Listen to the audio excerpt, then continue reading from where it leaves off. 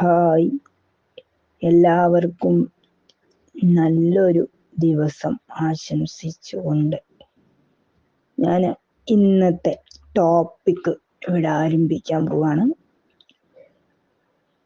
എന്താണ് ഇന്നത്തെ ടോപ്പിക് എന്നല്ലേ എല്ലാവരുടെയും ഡൗട്ട്.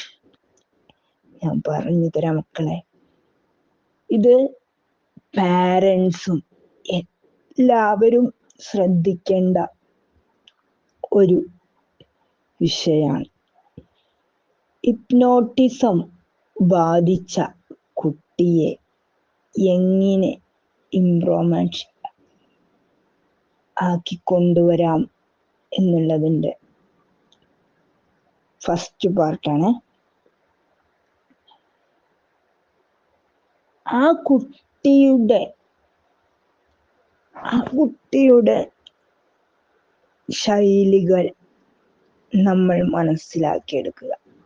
ആ കുട്ടി ഇപ്പം ഹിപ്നോട്ടിസം ബാധിച്ച ഒരു കുട്ടി എന്ന് പറയുമ്പോൾ ആ കുട്ടി എന്താണ് ചെയ്യുന്നത് എന്നുള്ളത് ആ കുട്ടിക്ക് തന്നെ സ്വയബോധം ഉണ്ടാവില്ല. ആ കുട്ടിക്ക് തന്നെ കുട്ടി എന്താണ് ചെയ്യുന്നത്, എന്താണ് കുട്ടി ഇത് തെറ്റാണോ ശരിയാണോ എന്നുള്ളത് ആ കുട്ടിക്ക് മനസ്സിലാവും. ഞാൻ പലയിടത്തും പോയപ്പം പല കുട്ടികളെയും കണ്ടിട്ടുണ്ട് ഹിപ്നോട്ടിസം ബാധിച്ച കുട്ടികളെ. അപ്പം അവരുടെ ഇഷ്ടാനിഷ്ടങ്ങൾ അവർ പറയില്ല, പക്ഷെ നമ്മൾ മനസ്സിലാക്കി അതിലൂടെ അവരെ ഇംപ്രൂവ്മെന്റ് ആക്കി കൊണ്ടുവന്നു കഴിഞ്ഞാൽ നമ്മളുടെ കുട്ടികളെ നമുക്ക് ജീവിതത്തിലേക്ക് തിരിച്ചു കൊണ്ടുവരാൻ പറ്റും. അവർക്ക് എന്താണോ ആവശ്യം എന്നുള്ളത് അവർ പറയില്ല, നമ്മളത് മനസ്സിലാക്കി വരുമ്പോഴാണ് അവിടെ എന്താ പറയാ ആ കുട്ടിയെ. ഇപ്പം ഞാൻ എൻ്റെ ഉപ്പ ഒരു പ്രവാസിയാണ്. കാരണം ഹിപ്നോട്ടിസം ബാധിച്ച ഒരു കുട്ടിയെ നോക്കാനാണ് ഉപ്പ അവിടെ പോയത്, ഹൗസ് ഡ്രൈവറായിട്ട് അവിടെ പോയത്. കാരണം ഉപ്പ ഓരോ വാക്കുകൾ പറയുമ്പോഴും, കാരണം ആ ഒരു മോനാണ്, കാണാനൊക്കെ നല്ല ഭംഗിയുള്ളൊരു കുട്ടിയാണ്, കാണാനൊക്കെ നല്ല അടിപൊളിയായിട്ടുള്ള ഒരു മോനാണ്. പക്ഷെ ആ കുട്ടിക്ക് എന്താണ് ചെയ്യേണ്ടത് എന്നുള്ളത് ആ കുട്ടിക്ക് അറിയില്ല. അപ്പൊ കാരണം നമ്മളെ എന്തെങ്കിലുമൊക്കെ ചെയ്യും, കടിക്കുക, നമ്മളെ മേത്തേക്ക് തുപ്പുക, അങ്ങനെയൊക്കെ ചെയ്യും, കൈ പിടിച്ച് തിരിക്കുക, അങ്ങനെയൊക്കെ ചെയ്യും. പിന്നെ അവരെ ഒരു സ്ഥലത്തേക്ക് നമുക്ക് കൊണ്ടുപോകാൻ പറ്റില്ല, അടങ്ങി നിൽക്കില്ല. പക്ഷേ അവരെ കൊണ്ടുപോയി കഴിഞ്ഞാൽ അവരിഷ്ടമുള്ള സാധനം കാണുമ്പോഴും അവര് എന്ത് ചെയ്യാൻ, അവർക്ക് അത് വേണം എന്ന് പറയാൻ അവർക്ക് കഴിയില്ല. എന്ന് വിചാരിച്ച് അവരെ 4 ചുമരുകൾക്കുള്ളിൽ ഒതുക്കി നിർത്തല്ല ചെയ്യേണ്ടത്. അവരെ ഒതുക്കി നിർത്തേണ്ടതിന് പകരം അവരെ കൂടെ നിന്ന് അവരെ ഇംപ്രൂവ്മെന്റ് ആക്കി കൊണ്ടുവരലാണ് ഏറ്റവും വലിയ ഹിപ്നോട്ടിസം ബാധിച്ച ഒരു കുട്ടി എന്ന് പറയുന്നത്. നമ്മളെ മക്കളാണ്, നമ്മള് ജന്മം കൊടുത്ത നമ്മളുടെ മക്കൾ ആണ്. അതിനൊരിക്കലും അവർക്ക് അള്ളാഹു കൊടുത്ത ഒരു പരീക്ഷണമാണ്. അത്രമാത്രമേ ഇതിനെ നിങ്ങൾ കാണാവൂ. കാരണം ചിലയിടത്തൊക്കെ പോകുമ്പം ആളുകൾ ഇങ്ങനെയുള്ള കുട്ടീനെ നിങ്ങൾ എന്തിനാ കൊണ്ട് നടക്കുന്നത് എന്ന് ചോദിക്കുമ്പോ ആ കുട്ടി കാരണം നിങ്ങൾക്ക് കിട്ടുന്ന നന്മ ഒരുപാടുണ്ട്, പക്ഷെ അവർക്കത് കണ്ണിൽ കാണില്ല. കാരണം ആ കുട്ടിയിലൂടെ ആ കുടുംബം എന്താ പറയാ ഒരുപാട് സന്തോഷം. ആ കുട്ടിയുടെ ഇപ്പം നമ്മള്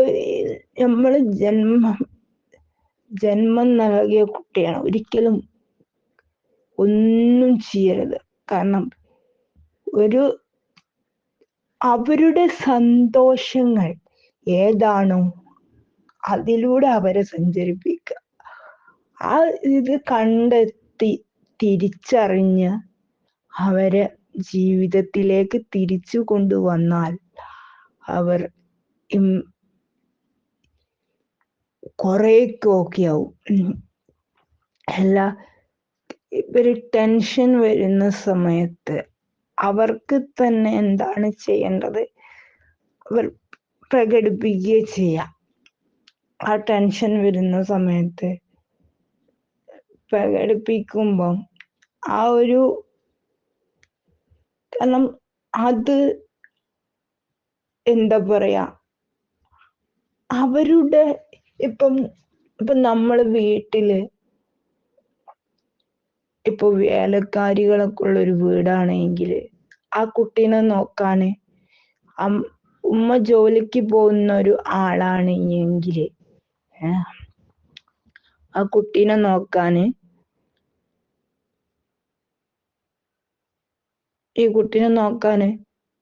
വേറെ ആളുണ്ടാവും. പക്ഷെ ഉമ്മാനെയും കാട്ടിയും കൂടുതൽ ഈ കുട്ടിയെ പരിചരിച്ചിട്ട് ഈ കുട്ടീനെ നോക്കുന്ന ആൾക്കായിരിക്കും അറിയാം. അതെന്തുകൊണ്ടാണ് ഉമ്മാക്ക് അറിയാത്തത്? ഉമ്മ രാവിലെ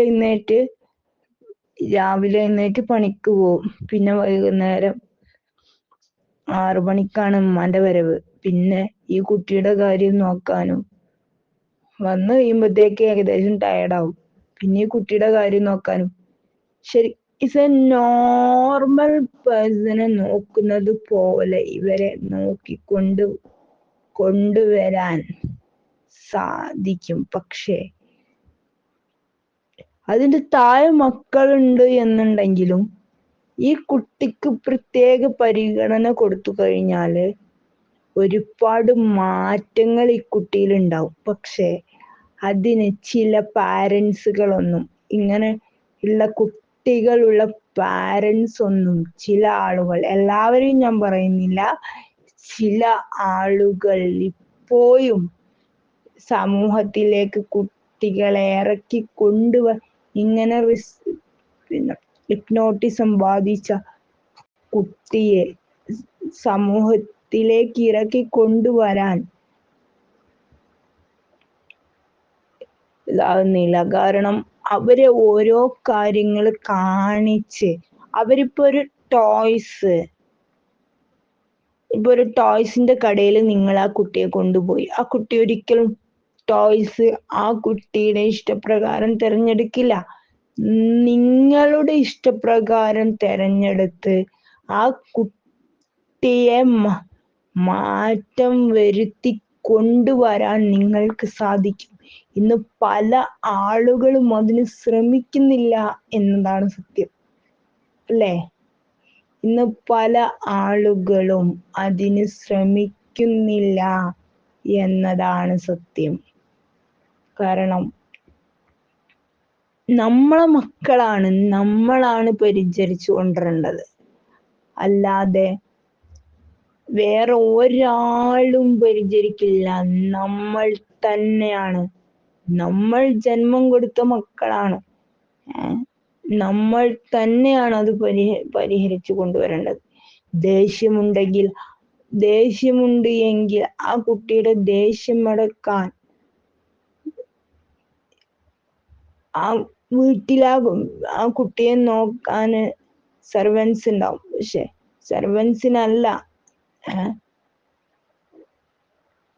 ആ കുട്ടിയെ കുറിച്ച് അറിയേണ്ടത് മാതാവിനാണ് ഏറ്റവും കൂടുതൽ. കാരണം ആ കുട്ടിയുടെ എല്ലാ കാര്യങ്ങളും മനസ്സിലാക്കി ആ കുട്ടിയെ പരിചരിച്ചു കൊണ്ടുവന്നാൽ ആ കുട്ടിക്ക് ഒരുപാട് ഇംപ്രൂവ്മെന്റ് ഉണ്ടാവും. ഇന്ന് പല ആളുകൾക്കും ജോലിയാണ്, പല സംഭവങ്ങളാണ്. ഇങ്ങനെയുള്ള കുട്ടികളെ വീട്ടിൽ അടച്ചിട്ട് പോകുന്ന അവസ്ഥ വരെ ഇന്ന് സമൂഹത്തിൽ കണ്ടുവരുന്നുണ്ട്. പല ആളുകളും കാരണം ചില ആളുകൾ ചിലയിടത്തൊക്കെ ഞാൻ കണ്ടിട്ടുണ്ട് ഇങ്ങനെയുള്ള കുട്ടികൾക്ക് മാത്രമായി ചിലവഴിക്കുന്ന മാതാപിതാക്കളെ. ചിലയിടത്ത് കാരണം ആ കുട്ടിക്ക് എന്ത് വേണം എന്ന് നമ്മൾ പരിചരിച്ച് ഈ കുട്ടിക്ക് എന്ത് കാര്യങ്ങളിലൂടെയാണ് ഈ കുട്ടിയെ ഇംപ്രൂവ്മെന്റ് ആക്കി കൊണ്ടുവരാൻ സാധിക്കും എന്നുള്ളതാണ് നമ്മൾ ശ്രമിച്ചു നോക്കേണ്ടത്. അല്ലാതെ എൻ്റെ കുട്ടി ഇങ്ങനെയല്ലേ, എൻ്റെ മോൻ ഇങ്ങനെയല്ലേ, അല്ല എൻ്റെ മോൾ ഇങ്ങനെയല്ലേ, അതുകൊണ്ട് ഞങ്ങൾ പുറത്തൊന്നും കൊണ്ടുപോകുന്നില്ല, ഞങ്ങൾക്ക് നാണക്കേടാണ്, അല്ലെങ്കിൽ ഞങ്ങൾക്ക് ഇങ്ങനെ, ഞങ്ങൾ വലിയ എന്താ പറയാ കോട്ടും സൂട്ടൊക്കെ ഇട്ട് ഞങ്ങൾ നടക്കുമ്പോ ഇവനെ അല്ലെങ്കിൽ ഇവളെ ഇങ്ങനെ ഓരോ സ്ഥലത്തേക്ക് കൊണ്ടുപോകാൻ പറ്റുമോ? അങ്ങനെ ഒരിക്കലും വിചാരിക്കരുത്. നിങ്ങളുടെ മക്കളാണ് അത്. കാരണം ആ കുട്ടിക്കും ഒരുപാട് ആഗ്രഹങ്ങൾ. അപ്പം എന്താ പറയാ, ലൈഫില് ഈ കുട്ടിയെ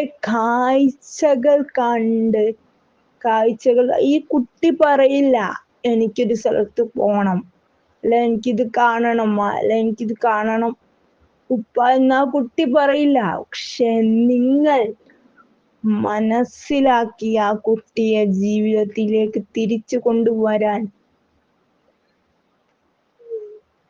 ശ്രമിച്ചു കഴിഞ്ഞാൽ ജീവിതത്തിലേക്ക് തിരിച്ചു വരും. അത് ഇപ്പം സംസാരിക്കാത്തൊരു വ്യക്തിയാണ് എങ്കില് അതിനെ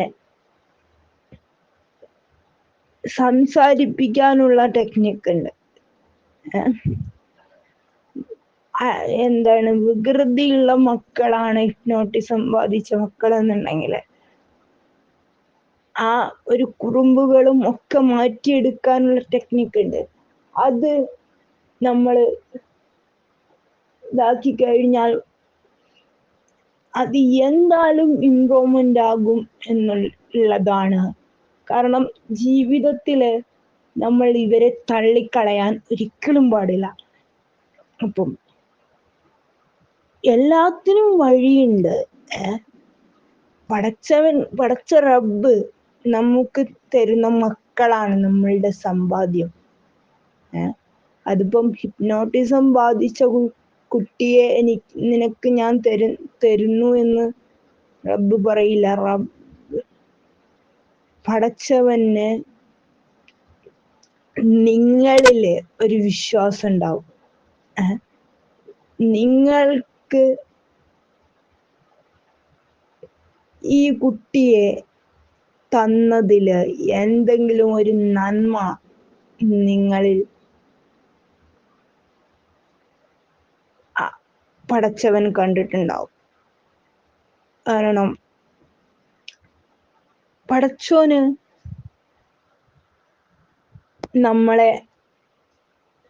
പടച്ചോനറിയാം ഇവന്റെ അടുത്തേക്ക് പറഞ്ഞാലാണ്